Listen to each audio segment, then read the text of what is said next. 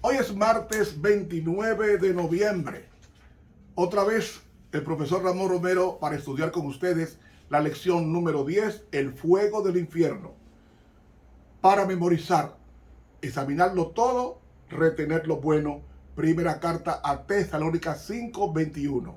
Bendito Dios y Padre, ilumina nuestras mentes para poder entender y enseñar palabra de Dios en Jesús. Amén. Para hoy martes, los santos en el purgatorio. Primero tenemos que enseñar qué es el purgatorio y si creemos o no en esta doctrina, y si los santos como Pedro, como San Pablo, como San Juan están en el cielo. Vamos a probar sí o no. La doctrina del purgatorio es una creencia única y esencial de la Iglesia Católica Romana y se basa en su enseñanza de que la salvación es un proceso gradual de santificación que comienza con el sacramento del bautismo, cuando la gracia santificadora es infundida inicialmente en el bebé recién nacido y continúa a lo largo de la vida actual y en la mayoría de los casos después de la muerte en el purgatorio. La doctrina católica del purgatorio consiste en 6 componentes: de que el sacrificio de Cristo nos libra solamente de la culpa de nuestros pecados y del castigo de muerte eterna. Segundo, para todos los pecados cometidos después del bautismo, el creyente debe hacer reparación por medio de la penitencia y las buenas obras. Tercero, antes de que un alma entre al cielo, debe ser purificada de todo pecado y satisfacer las demandas de la justicia divina. Cuarto, si la reparación y la purificación del alma no son completadas en esta vida presente, deben llevarse a cabo después de morir en el purgatorio. Quinto, la Eucaristía, es decir, la misa, es un sacrificio propiciatorio que puede asegurar el perdón de los pecados postbautismales en conformidad con la decisión del sacerdote oficiante. Por tanto, si una misa conmemorativa se celebra en favor de un alma en el purgatorio, esta reduce y alivia el castigo temporal del alma. Y sexto, el Papa y sus representantes tienen el poder de perdonar pecados, es decir, exonerar a los pecadores arrepentidos de la obligación de hacer reparación por sus pecados. Y esto generalmente se hace otorgándole una indulgencia parcial o total o plenaria que reduce o elimina el castigo temporal en el purgatorio. Estos son los 6 componentes de la doctrina del purgatorio. Realmente esa doctrina viene de San Agustín y Santo Tomás de Aquino y es apoyada y enseñada de que el fuego del purgatorio es esencialmente el mismo que el fuego del infierno y que la diferencia no está en la naturaleza del fuego, sino en su función, según enseña la doctrina católica sobre el purgatorio. Ahora bien, teme decir cuál es la posición nuestra con relación al purgatorio. El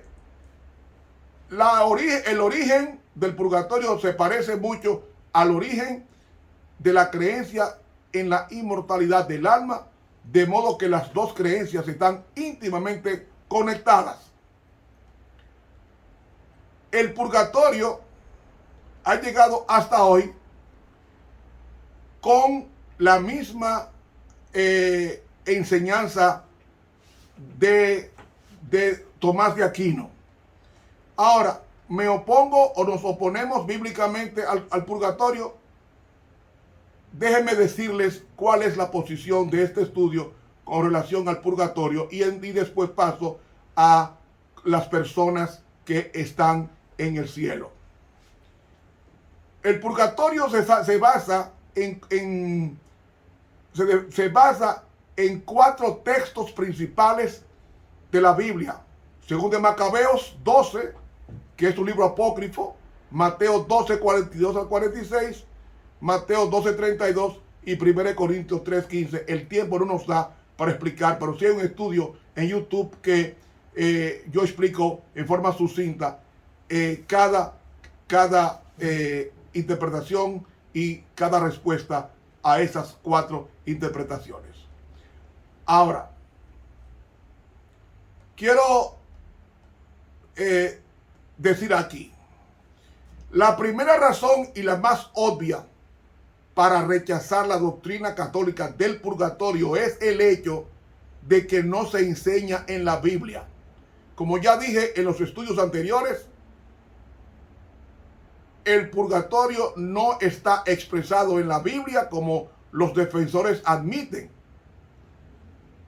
Los teólogos católicos han tratado de contar aquí y allá un pasaje que pueda ser explicado de acuerdo con sus enseñanzas, pero no hay un texto bíblico que diga que existe ni el purgatorio ni el limbo. No exista evidencia de que el purgatorio alguna vez haya formado parte de las instrucciones de Cristo o de sus discípulos. La razón es simple.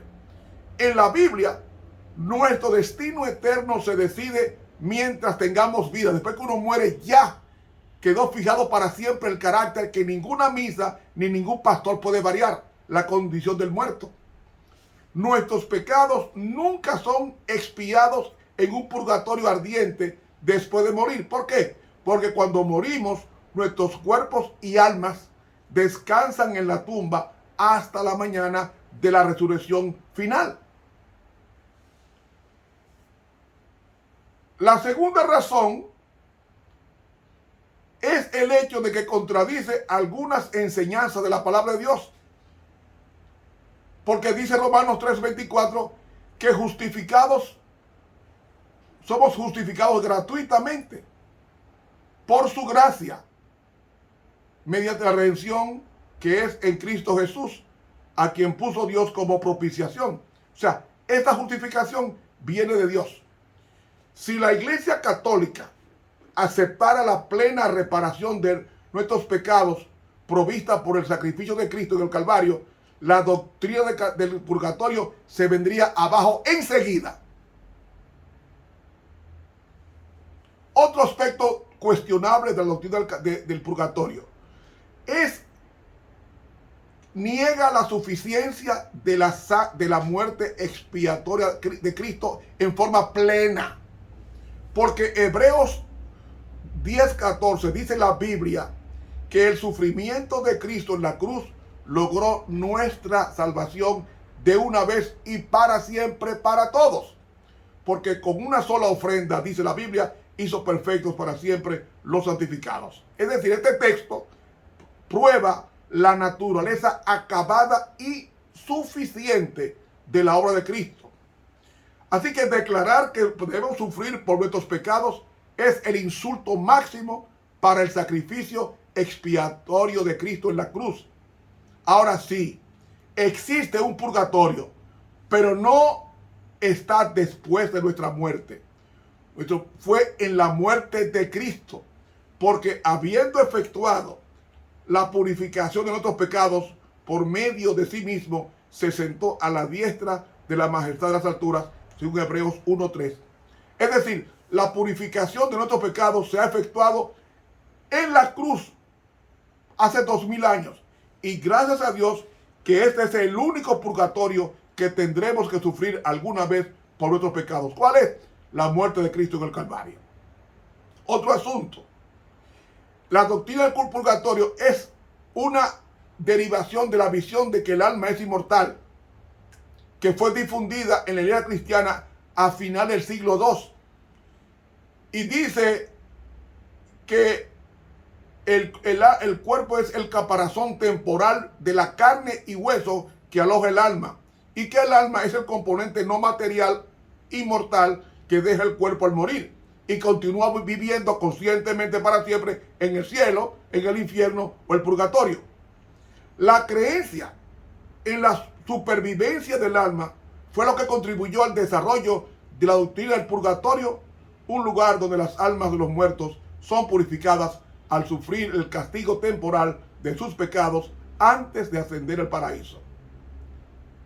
Nuestro estudio del alma, cuerpo y espíritu, tanto en el Antiguo como en el Nuevo Testamento, prueban que la Biblia es coherente al enseñar la unidad indisoluble de la naturaleza humana, donde el cuerpo, el alma y el espíritu representan diferentes aspectos de la misma persona y no diferentes sustancias que funcionan independientemente.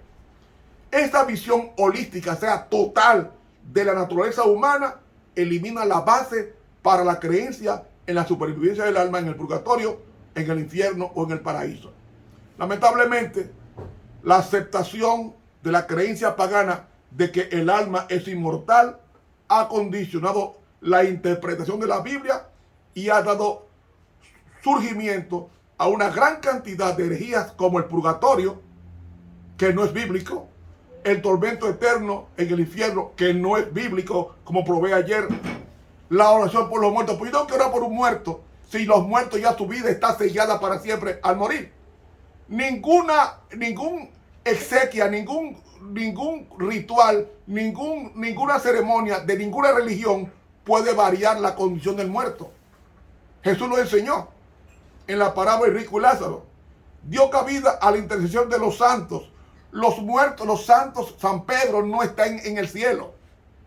Cuando dice la Biblia que Cristo, que a ti daré a Pedro la llave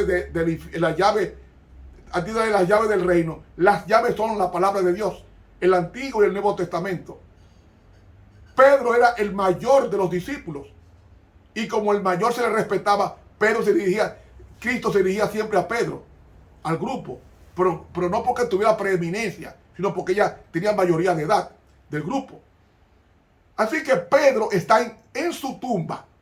San Pablo está en su tumba. María está en su tumba. San Juan está en su tumba. Todos los muertos en Cristo están en sus respectivas tumbas hasta la mañana gloriosa de la resurrección. Dijo Jesús en Juan 5, 28 y 29. ¿Yo quién soy para contradecir? A quien yo tengo que pedir es a Dios por los vivos, no por los muertos. De ahí es el origen de las indulgencias, del tesoro de los méritos.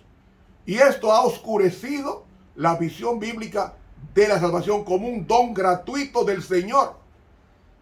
No somos salvos por las obras, es por la gracia. Ahora, otra razón. La doctrina del purgatorio es su dependencia del tesoro de las obras meritorias administradas por el Papa y sus sacerdotes. Y según la teología católica, la Iglesia Católica administra su tesoro de los méritos de Cristo ganados por los santos que hicieron buenas obras que lo necesario para su salvación. Y en vez de perder los méritos extra, Dios los deposita en un banco conocido como el tesoro de los méritos, dice la Iglesia Católica. Y solamente puede ser concedido por la Iglesia Católica a través de la indulgencia de las almas que sufren en el purgatorio. Y hermanos, la razón fundamental para rechazar la creencia en el tesoro de los méritos administrados por la Iglesia Católica es el mismo concepto de los méritos. En la Biblia, la salvación no es merecida, se obtiene por gracia. Pablo lo dijo, porque por gracia somos salvos por medio de la fe, y esto no de vosotros, pues es de Dios, no por obra para que nadie se gloríe. Es decir, en la Biblia los méritos y la gracia se excluyen mutuamente. Toda la idea de que uno puede comprar una indulgencia, la misma razón que incitó la reacción de Lutero contra los abusos de la iglesia, es repugnante. Dice San Pedro, porque fuiste rescatados de vuestra vana manera de vivir, no con cosas corruptibles como oro o plata, sino con la sangre preciosa de Cristo como de un cordero sin mancha y sin contaminación. 1 de Pedro 1, 18 al 19. Y la última razón por qué se rechaza el purgatorio es su inconsistencia con la enseñanza católica de que el purgatorio se cerrará con la segunda venida de Cristo. Ahora bien, cuando Cristo venga y pague a uno conforme a sus obras, ¿qué va a pasar con el purgatorio? ¿Tendrá que desaparecer? Porque no puede seguir ardiendo eternamente en él. ¿Qué va a pasar con los millones de creyentes que mueran o que estén vivos cuando Jesús venga en gloria? Amigo, si el purgatorio no es necesario para los que mueran o estén vivos cuando Jesús venga, ¿por qué debiera ser necesario para los que vivieron mucho tiempo atrás de la venida de Cristo? ¿Es que Dios tiene una doble norma de justicia que envía a algunos a arder eternamente al purgatorio, mientras que otros no? Estas contradicciones sin sentido pueden resolverse simplemente reconociendo que la muerte de Cristo en el Calvario cubre las consecuencias temporales y eternas de nuestros pecados.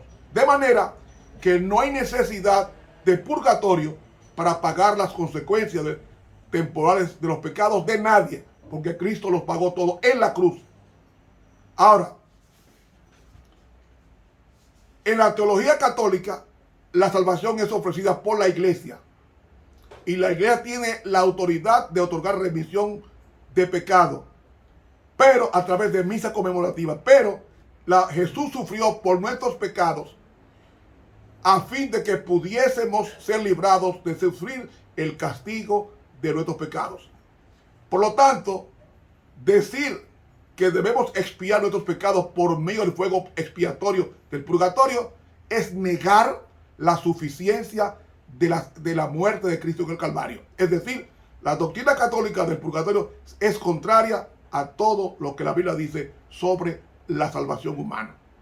Hermanos, el mensaje tranquilizador es este: fuimos lavados por la sangre de Cristo. 1 Corintios 6:11.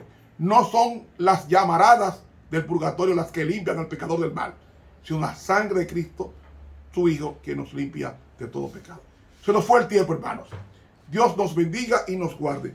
Para mañana, miércoles 30 de noviembre, un paraíso con alma sin cuerpo. ¿Es cierto esto? Dios nos bendiga y nos guarde. Suscríbase a este canal de YouTube, Ramón Romero. Dele clic a la campanita. Dios nos bendiga. Estuvo con ustedes el profesor Ramón Romero.